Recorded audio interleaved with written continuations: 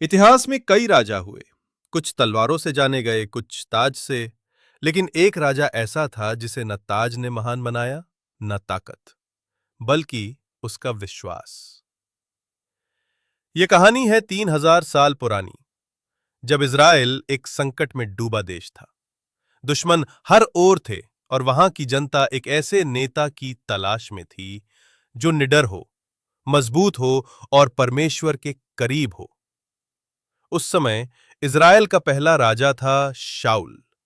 शुरुआत में साहसी, लेकिन धीरे धीरे घमंड और डर ने उसे निगल लिया। परमेश्वर ने तय कर लिया, अब नया राजा चुना जाएगा, एक ऐसा राजा जो उसके दिल के अनुसार हो। भविष्यवक्ता शामुएल को परमेश्वर की आवाज आई, जाओ, यिशै के बेटों में से एक को अभिषेक करो। शामुएल हैरान था, कौन? इन मजबूत बेटों में से कौन? पर जब जब वो किसी बड़े बेटे की ओर बढ़ता, परमेश्वर कहता, नहीं, मैं बाहरी रूप नहीं देखता, मैं दिल को देखता हूं।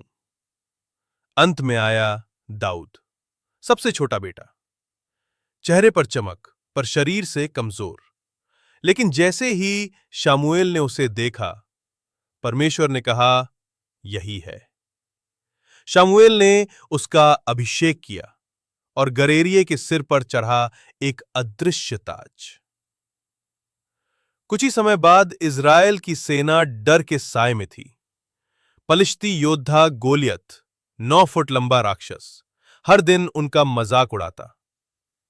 किसी में हिम्मत है तो आओ मेरे सामने। कोई नहीं गया, सिवाय एक लड़के के। दाऊद आया, न हथियार, न कवच, सिर्फ एक गोफन और 5 पत्थर। उसने कहा, तू तलवार और भाले से आता है, पर मैं यहोवा के नाम से आता हूं। और जैसे ही उसने पत्थर चलाया, गोलियत जमीन पर गिर पड़ा। वहीं से दाऊद की कहानी बदल गई। वो एक योद्धा बना, फिर राजा का सलाहकार, फिर पूरे राष्ट्र का सबसे शक्तिशाली व्यक्ति। दाऊद ने यरूशलेम को राजधानी बनाया और पूरे इज़राइल को एकजुट किया। उसने हार मानी, गलतियां भी की, लेकिन हर बार परमेश्वर के सामने झुका।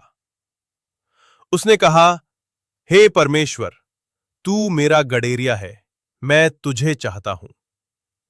और इसी से जन्मी भजन संहिता आज भी लोगों को शांति देती है। दाऊद की कहानी हमें सिखाती है कि अगर आपका दिल सच्चा है तो दुनिया की कोई ताकत आपको राजा बनने से नहीं रोक सकती।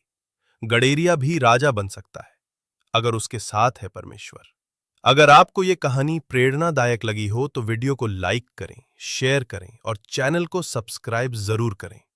अगली कहानी में मिलेंगे एक और महान पात्र के साथ। तब तक याद रखिए, परमेश्वर दिल को देखता है, शक्ल को नहीं।